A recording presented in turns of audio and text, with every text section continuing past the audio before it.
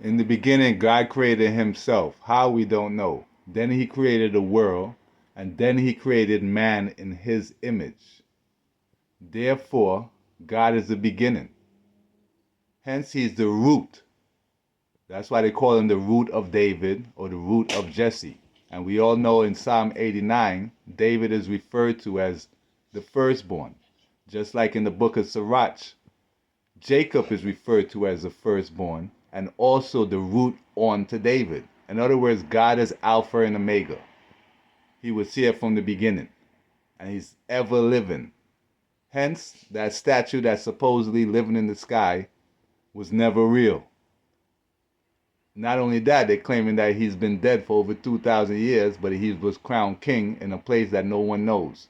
And he was made Lord over a land that no one knows, because Lord literally means landlord. So who was first? The firstborn. And who is that? Let's read. Where was he? Garden of Eden. In Eden, these four great works God created on the third day. The fourth day he created the sun, the moon, and the stars, and in them the firmament of the heaven to give light upon all the earth. So these were the things that were created by his hands, the fish and everything that flies, the birds. He created all the animals of the earth and everything that moves on the earth.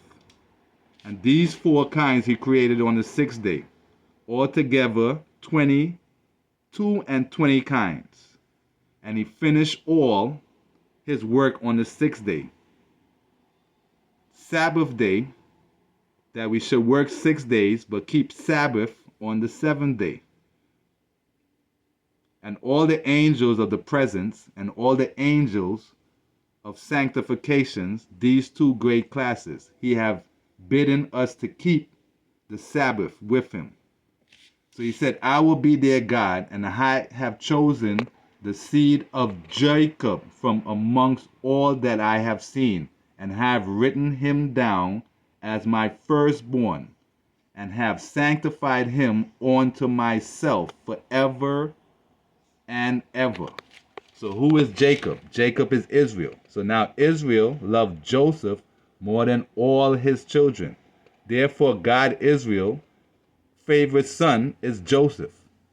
Therefore Joseph is Christ. That's why Joseph, shall thou indeed reign over us, and shall thou indeed have dominion over us. Why? Because his father is God. So let's see it for ourselves. You are standing in the house of Jehovah, in the courtyards of our God. Praise Jah, for Jehovah is good. Make melodies to his name, for Jah has chosen even Jacob for himself. Now who is Jacob? Joseph's father. So Jacob, who is God Israel, became father to Joseph, his favorite son, who is the husband of Mary, of whom Jesus was born, who is called Christ. Therefore, people today, thanks to the Greek kingdom, are calling Jesus Christ, even though Joseph is a favorite son of God himself. So that will make Jesus the grandson of Jacob. Hence, Jesus is neither the father nor his favorite son. So that's what the Greek kingdom did. They changed up all the ordinances, and it was warned to us in the first book of Maccabean. And do you know this?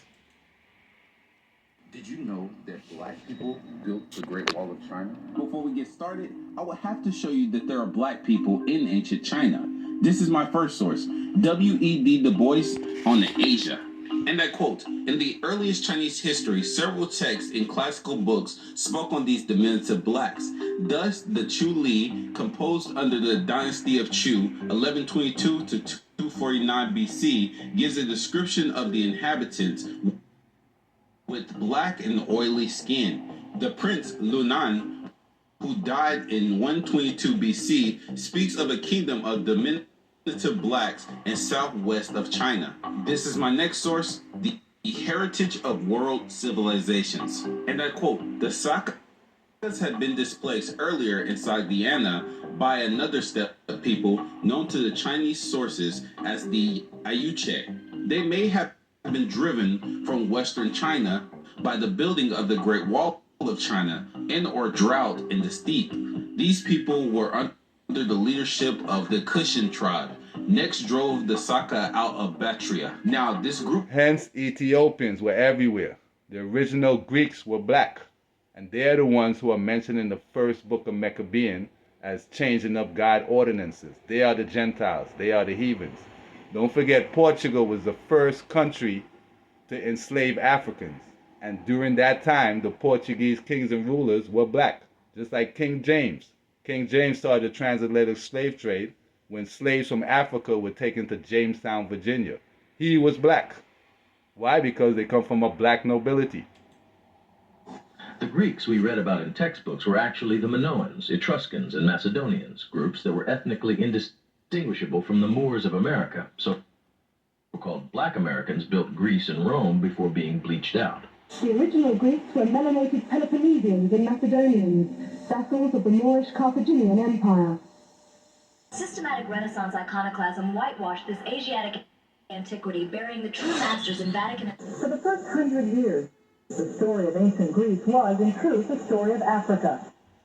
These mosaics, carved in stone and glass, show statesmen and soldiers with distinctly African features. Hello. Broad. Hence the first book of Maccabees. In glass.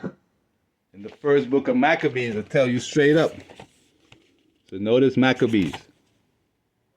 And it happened after Alexander the Macedonian. In other words, Black Alexander defeated Darius, the king of Iran, Turkey, Syria, and Babylon, also known as Iraq, also known as the Medes. Then he divided his kingdom amongst them. And his kingdom became Rome. So Rome also was added onto the list, along with Jerusalem and along with Egypt. So all of them are part of the same Greek kingdom, including Asia. Why? Because Seleucus, who was Greek, married the queen of Syria, and he became king of Asia. So by them taking over Jerusalem, Jerusalem fled because of them, whereupon the city was made an habitation of strangers and became strange to those that were born in her, and her own children left her. That's why it says towards the end there will be a new Jerusalem. Yet still they lie and told you that they're living in a new Jerusalem. The same people that's going to Ethiopia having people do this. We take off our shoes, and I learned from Abi that if you enter, you kiss the pillars to enter. So what would you find in their churches? Hand by hand. So within the Lalibela church, they literally putting white Jesus paintings to change up everything, even though we already know. Incredible, the ceilings are pretty damn high. And when the Look, here's Jesus, of course. Savior of the world, that's what they... You get it? So that's what the Greco-Roman did. They went to Lalibela and placed their white Jesus paintings in it. Now people there are praising a painting of someone that they never met. So the most disastrous aspect of colonization, which you are the most reluctant to release from your mind, is their colonization of the image of God. In other words, they went from a living God into having you believe in white Jesus paintings. So do you know this? Most Christians don't know this, but in the entire first century, Jesus is not mentioned by a single Greek or Roman historian, religion, scholar, politician, philosopher.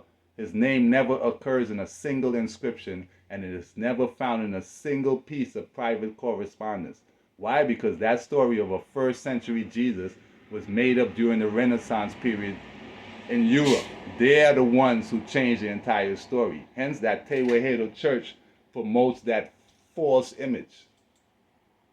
So if you know this, in the story Star Witness, Christ says he was born in his father's palace. Why? Because his father was king. So Haile Selassie was king in 1972 when Christ was born. But if you ask the people who claiming Jesus is Christ, ask those people, when Jesus was born, was his father a king? So what makes Jesus a prince? Ask them, where was Jesus crowned king? Nowhere. They're going to say he was crowned king in the sky. Ask them, where was he made landlord? There's no writings of him becoming landlord. The only time you will see that is during the Renaissance period when they added in their fake stories. So let's read what Selassie I said. Remember, in the story Star Witness, Christ says he was born in his father's palace. So Selassie I says this: the mystery of Bethlehem dominates our spirit. With the birth of the Son of God, an unprecedented and unrepeatable and a long anticipated phenomenon occurred. He was born in a stable instead of a palace, in a manger instead of a crib. Get it? So he said this: men were supposed to be equals of the living angels who unceasingly sing praises before the eternal God. In other words, God himself, Jacob, the root unto David. Follow God, not man.